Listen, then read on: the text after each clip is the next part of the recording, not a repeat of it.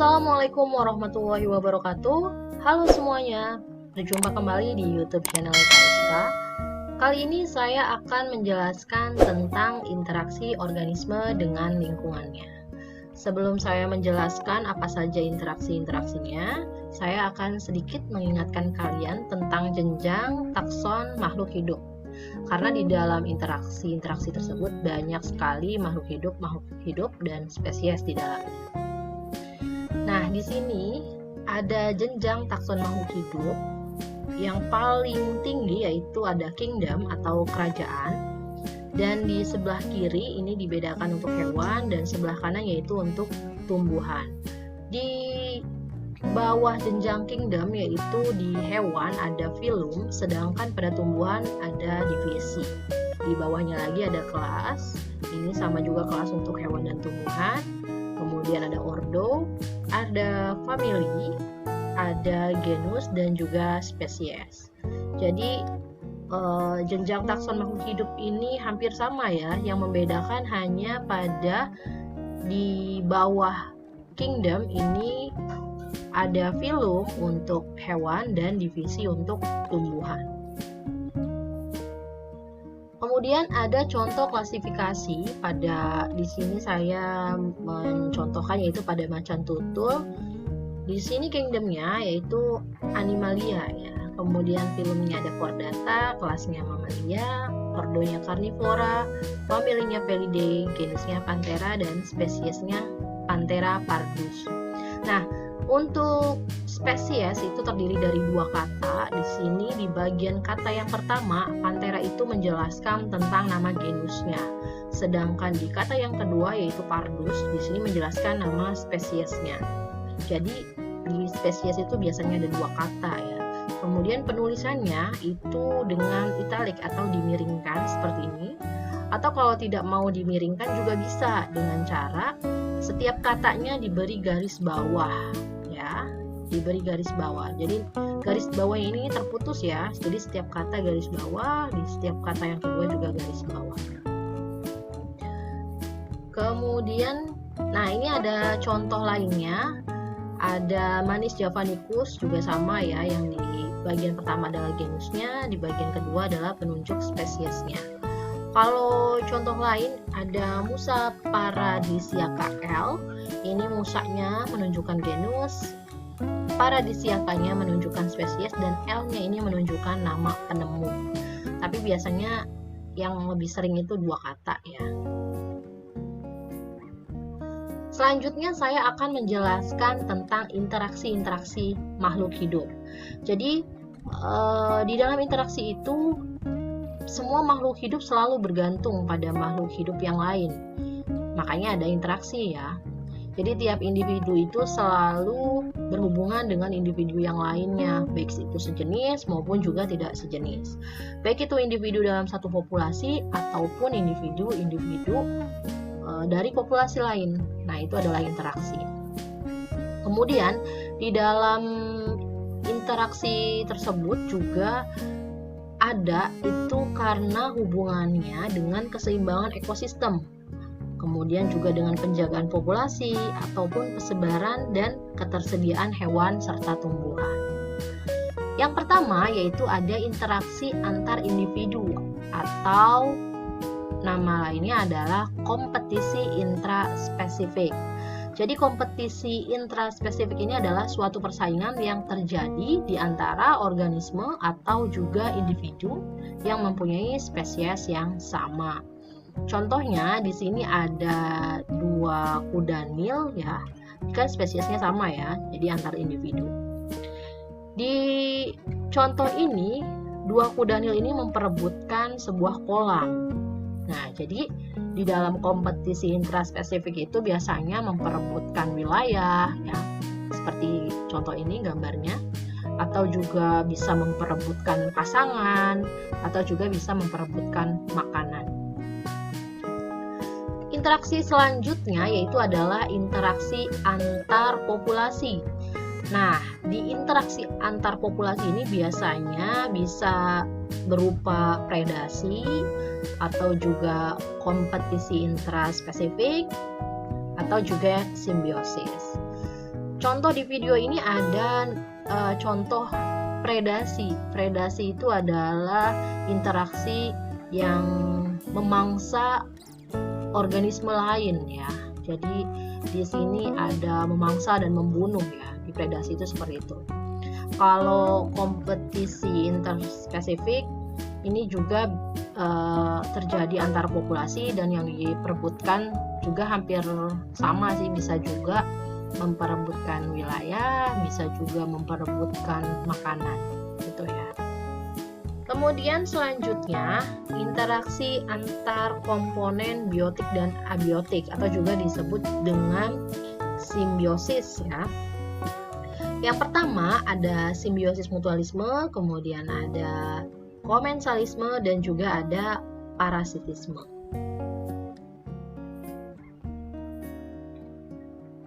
Yang pertama pada simbiosis mutualisme, ini artinya adalah dua makhluk hidup yang berbeda spesies memberikan keuntungan satu sama lain. Jadi di sini contohnya saya ambil contoh antara lebah dan bunga ya. Dua-duanya ini saling menguntungkan. Jadi lebah ini akan mendapatkan makanan dari nektar bunganya, sementara bunganya ini akan mendapatkan bantuan dalam penyerbukannya. Bagaimana sih kok bisa membantu dalam penyerbukannya? Jadi di bagian bunga itu ada namanya nektar ya, biasanya itu untuk menarik perhatian serangga ya, salah satunya adalah lebah. Jadi ketika lebah tertarik pada bunga tersebut, dia akan memakan nektarnya, dan ketika dia memakan nektarnya itu ada benang sari atau serbuk sari yang menempel pada si serangga itu atau lebah itu ya, sehingga nantinya si serbuk sari atau benang sari itu akan terbawa oleh lebah dan terbawanya itu ke bunga-bunga yang lainnya, sehingga di bunga yang lain itu akan terjadilah penyerbukan. Nah, itu manfaat dari bunganya, sehingga terjadinya penyebaran penyerbukannya ya, di situ saling menguntungkan keduanya. Selanjutnya yaitu simbiosis komensalisme. Komensalisme ini diartikan bahwa satu organisme mendapatkan keuntungan sedangkan yang lainnya tidak mendapatkan keuntungan dan tidak pula dirugikan. Contohnya yaitu pada ini yang paling atas ada anggrek ya, anggrek dan mangga itu dia saling interaksi. Tapi interaksinya adalah komensalisme. Jadi anggrek ini biasanya tumbuh dan berkembang menempel di pohon mangga, dan anggrek ini menempel itu untuk mendapatkan sinar matahari, kemudian air untuk membantu proses fotosintesisnya. Tapi untuk mangga itu dia tidak merasa dirugikan ya. Jadi dengan adanya anggrek yang menempel pada pohon mangga itu tidak dirasa merugikan, karena anggrek hanya membutuhkan sinar matahari gitu ya dan air untuk proses fotosintesisnya. Kemudian gambar di bawahnya itu ada ikan badut dan anemon laut ya. Nah, ini juga sama contoh komensalisme. Biasanya ikan badut ini akan hidup di antara tentakel anemon lautnya untuk mendapat perlindungan ya dari pemangsa. Jadi anemon ini akan mengeluarkan zat racun yang dapat melukai ikan-ikan yang ada di sekitarnya. Sementara ikan badut ini dia tidak akan terpengaruh dari zat racun yang dikeluarkan anemon itu ya, karena si ikan badut ini kulitnya itu mengeluarkan lendir pelindung. Namun ikan badut ini merasa terlindungi dari pemangsa ikan-ikan lainnya. Nah, itu ya contoh dari simbiosis komensalisme. Nah, selanjutnya yaitu interaksi simbiosis parasitisme. Jadi parasitisme itu adalah jenis interaksi antar makhluk hidup yang menguntungkan satu pihak dan merugikan pihak lainnya. Contohnya di gambar yang atas yaitu adalah manusia dengan nyamuk ya. Jadi nyamuk itu adalah salah satu parasit yang menyebabkan kerugian pada inangnya. Inangnya siapa? Inangnya itu adalah manusia. Jadi nyamuk ini akan menghisap darah manusia, kemudian meninggalkan parasit berupa virus. Nah, biasanya itu pada nyamuk malaria ya. Jadi virusnya akan menyebabkan penyakit pada manusia, yaitu penyakit malaria, dan manusia ini akan merasakan gejala-gejala ringan sampai berat, bahkan sampai menimbulkan kematian. Kalau nyamuk-nyamuk yang biasa paling menimbulkan gatal-gatal saja ya. Yang paling bahaya itu adalah nyamuk yang menyebabkan penyakit malaria. Kemudian contoh selanjutnya ada bunga Rafflesia. Nah, bunga Rafflesia ini adalah salah satu tanaman parasit. Jadi bunga Rafflesia ini dia tidak bisa melakukan fotosintesis, sehingga dia akan menyerap makanan-makanan dari tanaman-tanaman di sekitarnya. Karena Rafflesia ini memiliki Haustrotrium atau sejenis akar yang berupa serabut untuk menyerap nutrisi dan makanan dari inangnya. Nah, seperti itu. Selanjutnya, dalam suatu ekosistem itu terdapat tingkatan trofik ya. Di gambar ini ada trofik 1 yaitu merupakan produsen, trofik 2 konsumen 1, trofik 3 konsumen 2, dan trofik 4 konsumen 3. Dan dijelaskan bahwa yang paling bawah itu yang paling banyak ya jumlahnya, yaitu produsen, sebagai contohnya adalah tumbuhan. Jadi makhluk yang bisa membuat makanan sendiri yaitu dengan cara berfotosintesis, yaitu pada tumbuhan. Kemudian di tingkatan yang kedua yaitu merupakan konsumen 1, di mana konsumen 1 ini adalah hewan yang memakan tumbuhan seperti herbivora. Sedangkan di konsumen 2 itu adalah hewan yang memangsa hewan herbivora ataupun juga karnivora tingkat menengah. Selanjutnya di bagian atasnya lagi yaitu trofik 4 ada hewan yang memangsa karnivora lainnya. Nah, itu adalah tingkatan-tingkatan trofik pada suatu ekosistem. Untuk tipe-tipe ekosistem itu ada ekosistem air dan ada ekosistem darat ya. Di ekosistem air itu adalah 90% yang paling besar adalah air, yaitu sebagai habitatnya, sebagai tempat dari makhluk itu hidup itu sendiri ya. Sebagai tempat dari makhluk hidup itu sendiri. Jadi di sini ada contohnya, ada ekosistem sungai, ada ekosistem laut, ada ekosistem pantai pasir, ekosistem danau, dan ekosistem terumbu karang. Selanjutnya pada ekosistem darat, nah ini ada contoh-contohnya ya. Yang pertama yaitu ada hutan hujan tropis. Sesuai dengan namanya, hutan hujan tropis itu adalah daerahnya yang iklimnya adalah iklim tropis. Nah, biasanya daerah ini adalah dilalui oleh khatulistiwa. Pohon-pohonnya bentuknya tinggi-tinggi seperti ini ya, karena curah hujannya tinggi. Kemudian juga ada ditumbuhi tanaman rambat seperti rotan, anggrek yang menempel di pohon-pohon yang tinggi seperti ini. Selanjutnya yang kedua adalah padang rumput. Di ekosistem padang rumput ini juga sebenarnya hampir sama ya, seperti hutan hujan tropis. Jadi wilayahnya itu adalah tropis dan beriklim sedang. Dan tanamannya yaitu jelas yang berada adalah rumput-rumputan yang subur, yang tinggi-tinggi ya, karena iklimnya adalah iklim tropis. Selanjutnya ada taiga. Nah, di taiga ini merupakan disebut juga dengan hutan boreal, atau iklimnya itu lebih condong ke subtropis dengan iklim kutub dan iklim dingin ya. Kemudian tanamannya dominannya adalah daun-daun runcing seperti ini, seperti jarum ya. Kemudian juga memiliki floranya atau tumbuhan yang homogen atau seragam ya. Biasanya itu konifer tanamannya. Selanjutnya ada sabana.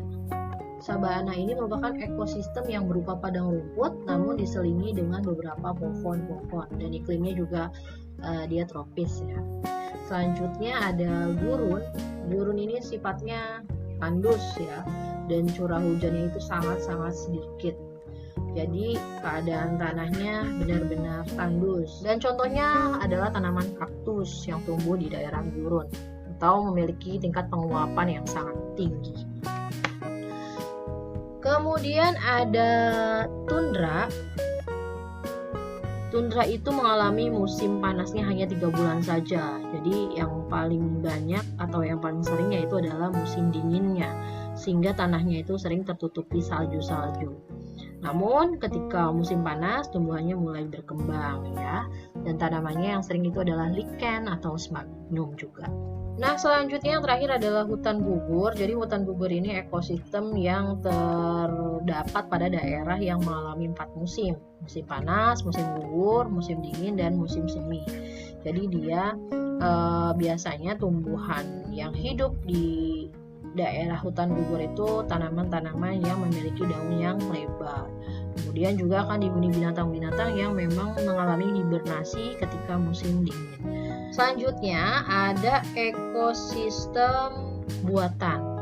Nah, ekosistem buatan ini adalah suatu ekosistem yang terbentuk dari campur tangan manusia untuk keperluan tertentu ya. Contohnya di sini ada sawah, atau juga misalkan perkebunan kelapa sawit atau sawah irigasi, sawah tada hujan. Nah, itu adalah contoh-contoh dari ekosistem buatan.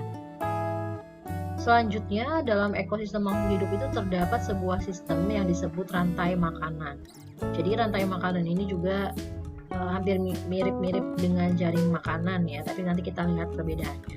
Jadi rantai makanan itu adalah sebuah rangkaian organisme yang di dalamnya terdapat memakan satu sama lain, dan mereka itu akan mendapatkan energi dan nutrisi dari organisme yang dimakannya. Contohnya seperti ini.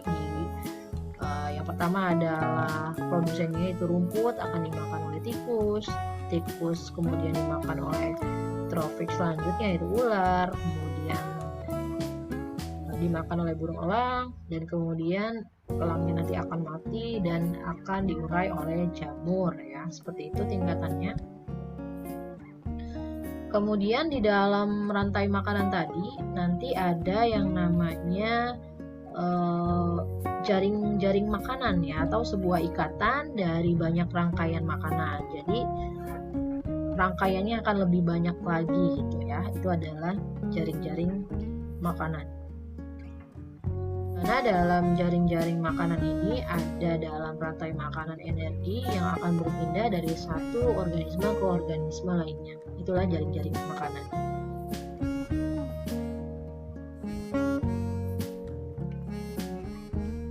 Selanjutnya hubungannya dengan rantai makanan, jaring-jaring makanan itu nanti akan ada yang namanya piramida ekologi.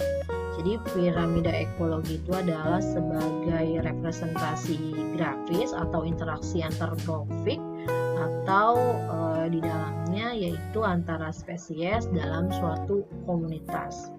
Di mana di piramida ekologi ini akan mewakili aliran energi dan materi antara tingkatan trofik sepanjang rantai makanan tersebut.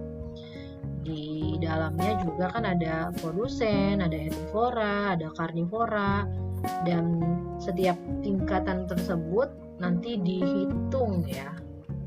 Misalkan yang akan dihitung adalah energinya, jumlahnya, atau biomasanya. Jadi di dalam piramida ekologi ini dibagi lagi, ada piramida energi, piramida jumlah, dan piramida biomasa. Kalau piramida energi itu nanti di dalamnya itu akan menunjukkan besarnya interaksi trofik dalam suatu komunitas, lebih pada ke arah energinya atau aliran energinya dari rantai makanan tersebut. Jadi setiap piramida itu kan semakin ke atas semakin mengecil ya, maka energi dari mulai energi yang paling bawah itu akan berkurang sampai tingkatan yang paling atas. Kenapa seperti itu? Karena sebagian dari energi itu akan digabungkan dari setiap trofiknya, kemudian dihilangkan dalam bentuk panas, sehingga energinya akan semakin berkurang. Kemudian ada piramida jumlah. Piramida jumlah ini hampir sama ya sebenarnya, hanya yang disajikan itu adalah jumlahnya. Jumlahnya itu adanya organisme dari tiap tropik pertama, yaitu yang paling melimpah, sedangkan selanjutnya jumlahnya itu akan semakin berkurang sampai tingkatan yang paling atas.